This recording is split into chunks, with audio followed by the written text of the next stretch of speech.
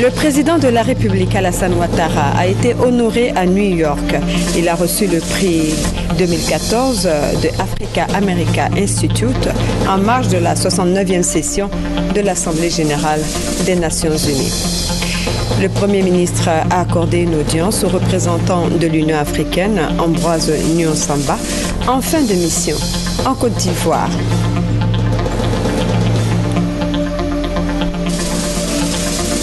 En Syrie, la coalition anti-djihadiste poursuit ses frappes pour empêcher l'avancée de l'armée islamique qui sème la terreur dans le pays.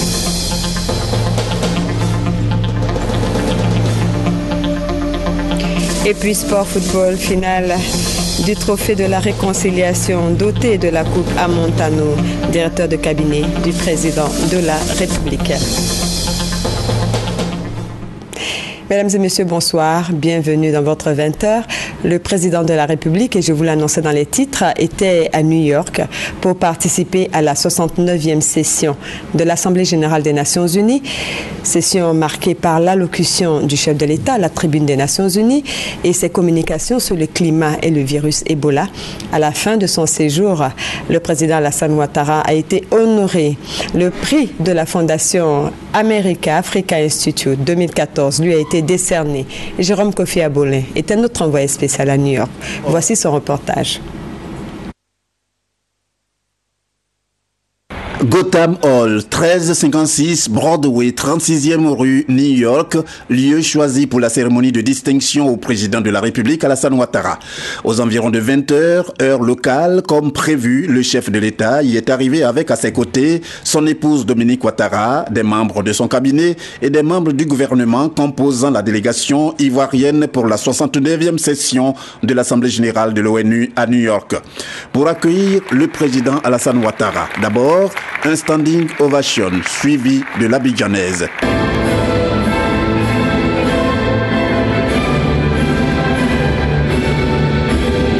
Cérémonie à l'actif de la Fondation Africa America Institute à l'occasion de son 30e gala.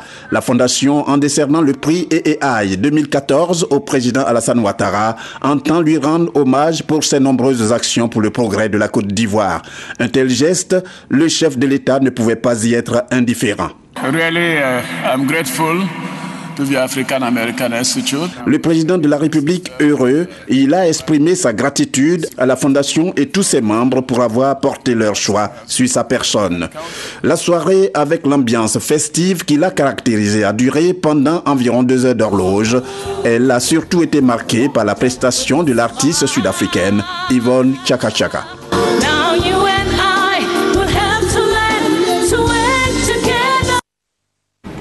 Par ailleurs, un dîner d'affaires a été offert en l'honneur du président Alassane Ouattara et c'était à l'initiative de Corporate Council on Africa. Jérôme Kofi Abolin.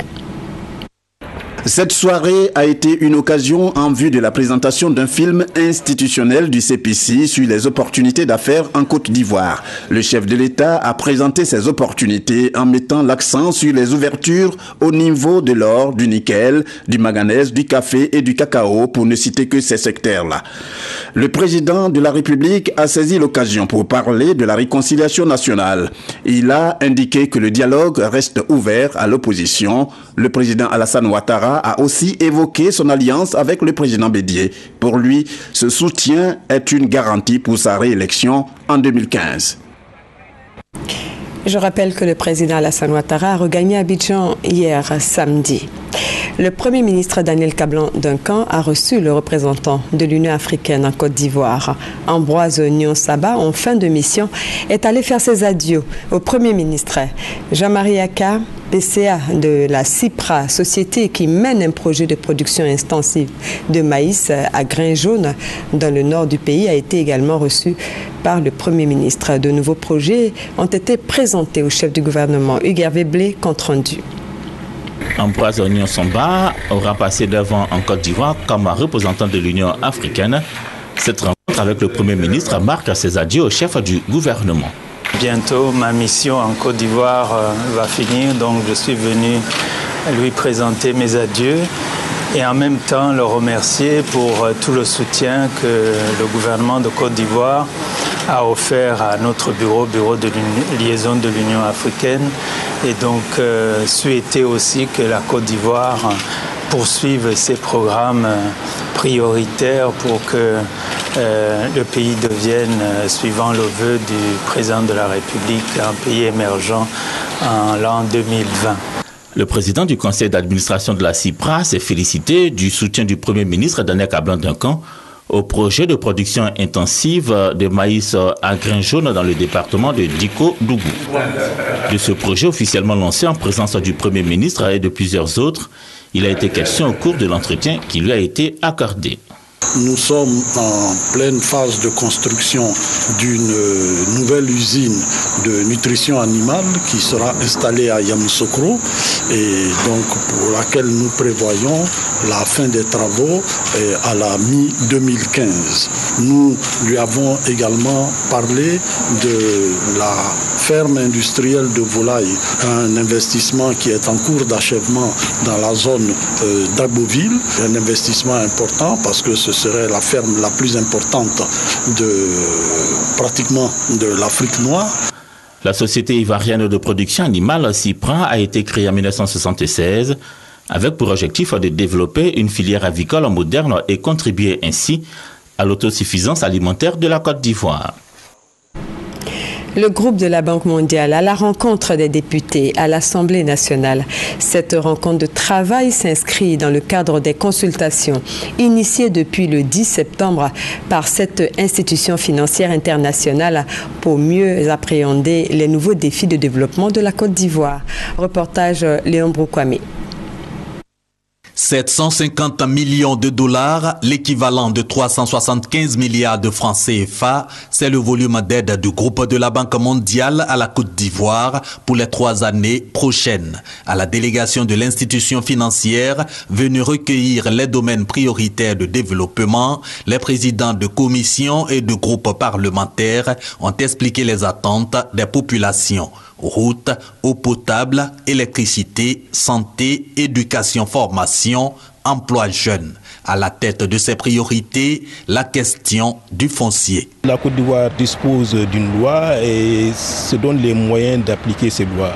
La Banque mondiale, sur les questions foncières, travaille dans beaucoup de pays. Nous accompagnons donc la Côte d'Ivoire déjà pour faire en sorte que la question foncière ne soit pas une source de conflit, mais que ça soit une solution au développement. Cette séance de travail avec les députés, toujours selon la Banque mondiale, est d'importance vu que les parlementaires ont le privilège d'être en contact avec les populations, en plus d'exercer le contrôle de l'action gouvernementale et de voter les lois de finances où s'inscrivent les aides des partenaires au développement. Elle intervient dans le prolongement des consultations de l'institution pour préparer son nouveau partenariat avec la Côte d'Ivoire, le dernier d'une enveloppe globale de 1,5 milliard de dollars, soit 750 milliards de francs CFA, ayant déjà expiré. La bourse de sous-traitance et de partenariat de Côte d'Ivoire avait aidé les entreprises du bâtiment et du secteur des travaux publics à être plus compétitives. Elle a pour cela formé les responsables d'entreprises au mécanisme des offres sur le marché public. Compte rendu Serge Coléa. Les entreprises locales du bâtiment et des travaux publics rencontrent d'énormes difficultés dans le secteur. Elles sont notamment confrontées à un problème de préfinancement des travaux. De nombreuses structures du bâtiment se disent lésées dans les passations de marchés publics. Pour aider ces entreprises à être plus compétitives, la bourse de sous-traitance veut mettre en place le label BSTP. Il s'agit, a indiqué le directeur de la bourse de sous-traitance et des partenariats de Côte d'Ivoire, Konaté Amael, de renforcer les capacités des professionnels afin d'avoir des sociétés solides et compétitives capables de faire face aux défis de l'émergence. Lorsqu'on élabore un label qui doit former ces entrepreneurs, qui doit les qualifier, qui doit permettre de maîtriser leur secteur d'activité ou leur métier, alors il s'impose en ce moment-là l'ouverture des marchés. Et quand on a la compétence, dès que le marché est ouvert, il y a une confiance qui naît. Ce label il sera connu même au niveau même de certaines banques avec lesquelles nous allons travailler pour que le préfinancement de certains marchés soit assez aisé pour que ces entreprises travaillent de façon normale. Cette formation vient à point nommé. Elle va rendre crédibles les entreprises participantes. Elle permettra surtout d'être évaluées sur des marchés. La bourse de sous-traitance et de partenariat de Côte d'Ivoire existe depuis 1997. Elle a entre autres objectifs de contribuer à une meilleure productivité des entreprises, aider à l'amélioration de la qualité et favoriser les courants d'échange en Côte d'Ivoire et à l'international. Un mot de santé et retenez que le 28 septembre de chaque année est célébrée la journée mondiale contre la rage. La rage est une zoonose, c'est-à-dire une maladie transmise de l'animal à l'homme. Elle est mortelle et touche environ 60 000 personnes dans le monde, selon l'Organisation mondiale de la santé. Face à cette situation préoccupante, la sensibilisation des populations s'impose. Selon l'Organisation mondiale de la santé, OMS, environ 60 000 personnes meurent de la rage chaque année. En Côte d'Ivoire, sur 10 cas de morsure déclarés, 8 cas de décès sont dus à la rage. Cette maladie se transmet de l'animal à l'homme. La rage est une maladie infectieuse qui est transmise à l'homme par la salive d'un animal infecté à travers la morsure, la griffure. Et c'est une maladie mortelle à 100%. La rage est une maladie négligée. Elle touche les populations pauvres et vulnérables. Les enfants de moins de 15 ans sont les plus exposés. C'est une maladie incurable. En cas de morsure, il est impératif de se rendre dans un centre de santé. Le centre antirabique est un centre qui prend en charge les personnes mordues, griffées ou léchées par les animaux susceptibles de transmettre la rage. Et dès que cette personne se présente à nous, nous lui donnons d'abord les informations concernant le protocole de vaccination, concernant le coût du vaccin. À partir de ce moment, nous emmenons la personne exposée en salle de consultation.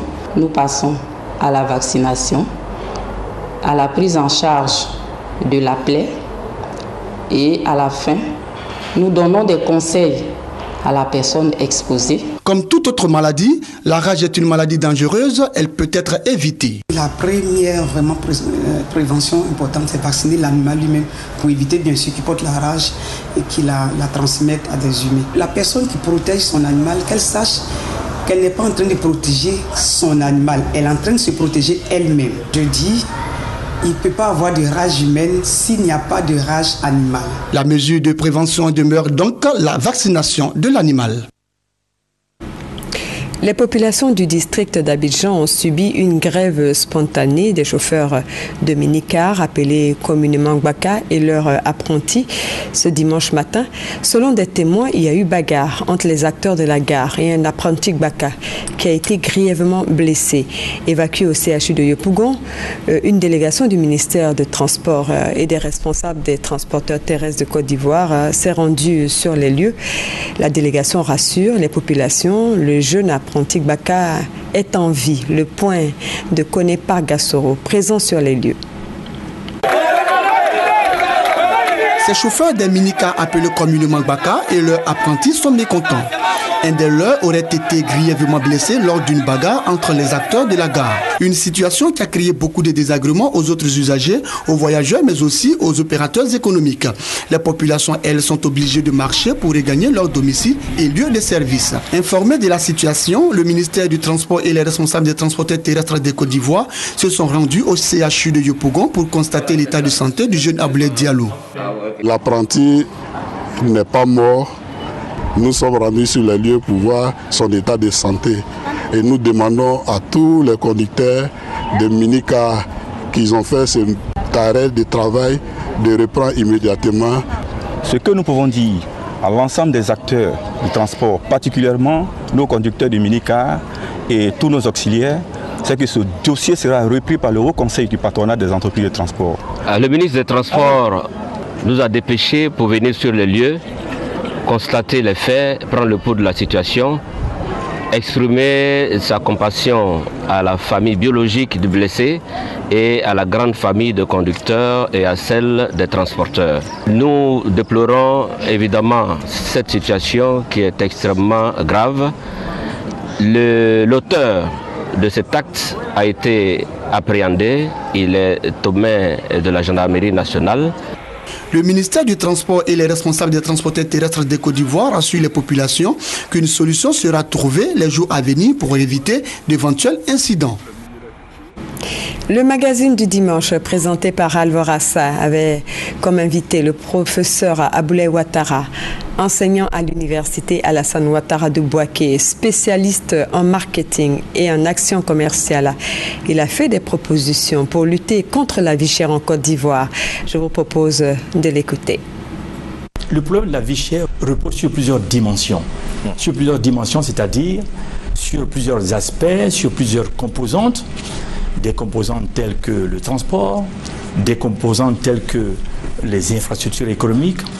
Et donc, il serait intéressant, pour pouvoir donc lutter contre la vie chère, d'améliorer les structures existantes et de pouvoir intégrer dans ces structures ces principales composantes et de faire en sorte que ces structures, une fois prises en compte, lorsqu'on a pris en compte les composantes, qu'on puisse donc les rendre plus dynamiques. Ensuite, seconde proposition, il serait intéressant de faire la planification, de faire en sorte que nous puissions, dans un premier temps, par exemple, après avoir fait la planification, établir des priorités. Par exemple, on pourrait, par exemple, dans le cadre de la lutte contre la vie chère, se fixer une échéance d'une année et se dire que durant la première année, nous allons mettre l'accent sur les problèmes de production de logements économiques et sur les problèmes de production des vivriers. Parlant de logement économique, ça existe déjà. Oui, cela existe, mais il faudrait mettre l'accent dessus dans un premier temps. Et ça a commencé. Ça a commencé. Il faut donc accentuer durant une première période. Et puis ensuite, durant la seconde période, on mettra donc l'accent sur d'autres catégories de produits, sans pour autant, bien sûr, négliger les premières catégories sur lesquelles l'accent avait été mis durant la première période. La troisième proposition, elle est relative au fait qu'il faut développer, il faut donc inciter à la création d'entreprises. Et pour cela, il convient de souligner que la proposition est justifiée par le fait que les sans-emploi constituent la catégorie socio-professionnelle sur laquelle la vie chère a le plus d'impact. Il faut donc se pencher sur leur cas. Et pour cela, il faudrait donc que l'information qui est diffusée et qui concerne la création d'emplois, les projets d'entreprise, et que cette information soit transmise de la manière la plus transparente possible. De plus, il serait intéressant de faire en sorte que les petites et moyennes entreprises qui contribuent à la création d'emplois puissent bénéficier d'exonération d'impôts, puissent donc bénéficier de réduction d'impôts pour les encourager à créer des entreprises, des emplois. La quatrième proposition est relative au développement et à l'encouragement à la production. Pourquoi encouragement à la production? Il serait souhaitable que les structures, les regroupements qui sont en place puissent produire à grande échelle. Des jeunes sortent du chômage et c'est une très bonne chose. Le projet du chef de l'État, Alassane Ouattara, de créer 1 million d'emplois en 5 ans est en bonne voie. En moins de 4 ans, ce sont des centaines de milliers d'emplois qui ont été créés, chose qui a été rendue possible grâce à la volonté du gouvernement et des structures mises en place, notamment le Fonds national de la jeunesse, le FNJ. Notre reporter Mamadou Kouassi est allé à la rencontre de quelques promoteurs pour comprendre leur volonté d'adhérer à l'entrepreneuriat à l'occasion de la visite de terrain du directeur général du FNJ, Bamba Lassine, dans la commune de Yopougon. Suivez plutôt.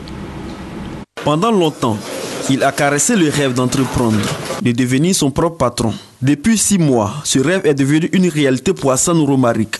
Il dispose d'une petite et moyenne entreprise, une boulangerie acquise grâce au FNJ, Fonds national de la jeunesse, qui a financé son projet à hauteur de 50 millions de francs CFA. Aujourd'hui, Romaric a en sa charge une trentaine d'employés qui travaillent en temps plein et une vingtaine de prestataires de services. On a une production moyenne de 15 sacs par jour et on fait une moyenne de recette de 500 000 francs. Et on va appuyer encore cette structure par la viennoiserie. On va les fabriquer chez nous-mêmes. Nous avons encore des pâtissiers qui vont venir et on fera aussi certains gâteaux de mariage. Comme Hassan, Fulgence Kwaku est lui aussi chef d'entreprise grâce au FNJ. Il a créé une agro-industrie spécialisée dans la fabrique de chips à base de bananes et d'igname. Je vois que les chips sont beaucoup consommés par les Ivoiriens et vraiment dans ce domaine, il n'y a pas grand-chose. C'est-à-dire ce qu'ils font sont de façon artisanale et puis les conditions d'hygiène n'y sont pas. Dans sa structure, Fulgence a en charge 15 jeunes Ivoiriens qu'il a formés au métier de la restauration. Pour s'assurer de la bonne exécution des projets, une équipe du FNJ, Fonds national de la jeunesse, conduite par son directeur général, mène des visites inopinées. Selon la Sina Bomba, ces visites s'inscrivent dans le cadre de l'encadrement des promoteurs à travers la prise en compte des préoccupations liées à la mise en œuvre du projet. Nous les encadrons au quotidien dans tous les aspects de leur activité, technique, gestion, tout ça, pour que leur exemple puisse servir à d'autres jeunes, pour dire à tous les autres jeunes, diplômés ou non, qu'ils n'ont pas forcément à attendre un emploi salarié ou bien entrer à la fonction publique. Le Fonds national de la jeunesse du Sénégal. Tous les promoteurs visités dans la commune de Yopougon ont rassuré la délégation du FNJ de leur volonté et de leur capacité à travailler pour le remboursement des crédits dans les délais indiqués. Le FNJ nous a donné le matériel et grâce au matériel aujourd'hui nous arrivons à faire les travaux. Nous sommes convaincus qu'avec notre politique de management et notre politique de mise en marche par rapport à ça, donc nous serons à mesure de pouvoir rembourser la dette. Pour lutter efficacement contre le chômage et surtout la pauvreté chez les jeunes, le FNJ encourage l'entrepreneuriat. Selon son directeur général, tous les projets individuels ou collectifs soumis à Abidjan comme à l'intérieur du pays seront tous financés. Dans les jours à venir, le Fonds national de la jeunesse procédera à la remise des projets clés en main, des projets déjà réalisés à des groupements de jeunes à Boaké et à Korogo. La médiature forme les journalistes. 25 journalistes issus de la presse publique et privée sont à l'école du grand médiateur.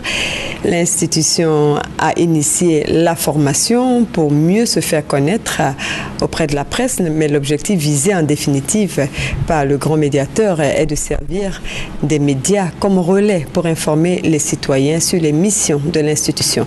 La formation a eu lieu vendredi dernier au siège de la médiature. Gabriel Zani. Le médiateur de la République veut faire des médias un relais dans sa stratégie de communication pour informer les populations. L'institution a constaté que les citoyens ont une notion vague de ce qu'elle fait exactement. 25 journalistes issus de plusieurs groupes de presse ont donc été formés sur les attributions du médiateur de la République. Et nous pensons que cet atelier va nous permettre d'avoir des notions nettes, claires sur l'institution, ce qui va permettre à nous, journalistes, de pouvoir bien faire notre travail au service, bien évidemment, de l'ensemble des Ivoiriens. Cet atelier de formation a permis véritablement de savoir plus ou moins de quoi il s'agit ici au niveau de la médiature. À l'origine, on nous parlait de grande médiature, alors que c'est plutôt la médiature. Outillés, ces journalistes pourront à leur tour informer les citoyens. En guise d'exemple, évitez désormais de dire le grand médiateur, dire plutôt le médiateur de la République pour désigner l'institution. Quant au siège, c'est la médiature. Le président de l'institution n'a pas manqué d'exprimer sa satisfaction. Merci à vous tous, merci d'être là. Nos attentes au terme de cet atelier de formation, que les journalistes aient une meilleure connaissance de la dénomination officielle, des attributions, de l'organisation et du fonctionnement du médiateur de la République. Après cette formation, le médiateur de la République compte constituer des points focaux dans les rédactions pour mieux communiquer sur les attributions de l'institution. La dénomination officielle est bien le médiateur de la République. Le médiateur de la République vient de vous l'annoncer. Le Fonds de soutien et de développement de la presse a effectué une mission de suivi et de contrôle dans plusieurs localités du nord du pays. Objectif, faire l'état des lieux des fonds alloués aux radios de proximité et s'imprégner de leurs difficultés. Reportage Thérèse Tapeyoboué. Ferkessédougou, Wangolodougou, Diawala, Bundiali, Tengrela, Korogo sont entre autres les localités visitées par la mission de suivi et de contrôle du Fonds de soutien et de développement de la presse. Dans ces localités, Bernice Nguessan, directeur exécutif du fonds, et sa délégation ont échangé avec les responsables et animateurs des radios de proximité. Dans le cadre de nos financements, nous faisons des visites aux entreprises bénéficiaires du Fonds de soutien et de développement de la presse. Donc nous sommes venus voir les radios qui sont à l'intérieur du pays pour voir un peu quels sont leurs besoins, dans quelles conditions elles travaillent, recueillir leurs avis sur les soutiens qui leur sont apportés et nous également aller rendre compte des appuis que nous avons faits à notre hiérarchie pour leur dire que les appuis effectivement sont bien arrivés auprès des bénéficiaires. Les animateurs et les responsables de radio ont fait part de leurs difficultés. Nous rencontrons beaucoup de difficultés d'ordre financier, des difficultés de formation, surtout le personnel. En tant qu'animateur, il y a des notions au niveau de l'animation que nous devons connaître. Au niveau des reportages, nos techniciens ils ont besoin de formation. Le Fonds de soutien et de développement de la presse est un établissement public. Il est placé sous la tutelle technique et administrative des ministères de la communication, de l'économie et des finances. Il a pour mission de financer des entreprises privées de presse et de communication audiovisuelle, ainsi que des organisations professionnelles du secteur des médias privés. La page politique s'ouvre avec l'UDPCI. La direction de l'Union pour la démocratie et pour la paix en Côte d'Ivoire a lancé les activités du comité ad hoc des enseignants et agents du secteur de l'éducation nationale. La cérémonie a eu lieu à la Bibliothèque nationale au Plateau. À cette occasion, la tenue du congrès de l'Union des enseignants UDPCI en décembre prochain a été annoncée. Marie-Laure Magnassé, Abou Sanogo. L'UDPCI, l'Union pour la démocratie et la paix en Côte d'Ivoire, veut accorder une place de choix aux enseignants. Pour cela, le parti a décidé de mettre en place une structure formelle des enseignants, UDPCI, entendez, Union des enseignants UDPCI. Ce samedi, la direction du parti a procédé au lancement des activités du comité ad hoc des enseignants et agents du secteur de l'éducation nationale. Le comité prévoit déjà, après le lancement, l'installation de coordination et l'élaboration d'un code électoral transitoire en prélude au congrès qui se tiendra en décembre prochain. Toutes celles, tous ceux qui ont des ambitions pour porter le flambeau de l'Union à vos arrêts. Les représentants du bureau dans les secrétariats généraux ont été présentés et ont reçu des kits. Ces kits comportent une feuille de route et un document stratégique qui leur servira de boussole dans leur mission. Elle fait une tournée d'inspection pour mobiliser les camarades dans les discussions ensemble pour que nous puissions mettre les bases communes pour la construction de notre parti. Le secrétaire général de l'UDPCI a saisi l'occasion pour appeler les enseignants à être fidèles aux engagements du parti, à savoir soutenir la candidature du président Alassane Ouattara. Il faut qu'en 2015, on sente que l'UDPCI a pris un engagement en 2013 et qu'il a rempli sa mission. C'est-à-dire que le président Alassane Ouattara a été élu significativement. Selon le secrétaire général, le prochain congrès permettra au parti de combler les carences et relever le défi de l'organisation. Les populations de la région du Tongpi adhèrent à l'appel de Daoukro lancé par le président du PDCI RDA, Aimé Henri Konan Bédié. Message appelant à soutenir la candidature unique du président Alassane Ouattara en 2015. Et ce fut une mobilisation réussie à la place de la paix de Mans, à l'initiative du député de Sanguiné de Mans sous-préfecture, l'honorable Siki Blamblaise, Abou Sanogo. Place de la paix de Mans. Plus de 4000 personnes venues de toutes les contrées de la région du Tongpi mobilisées pour soutenir l'appel du président du PDCI, Henri Konan Bédié. Une occasion pour les initiateurs Siki Blamblaise, députés de Mans sous-préfecture, Sanguiné, Podia-Guiné et Sandougou-Soba et Daouda, délégué départemental du PDCI, de décrypter le message du président du PDCI RDA, Henri Konan Bédié, à Daoukro.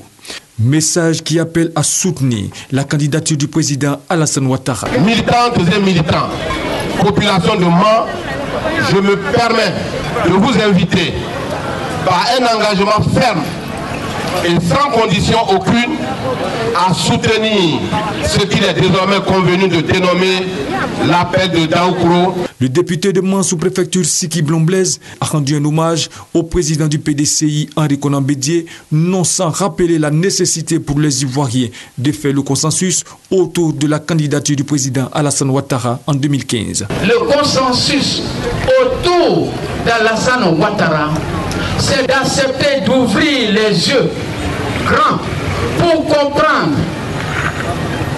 Ouvrir les yeux pour voir les travaux actuellement en Côte d'Ivoire.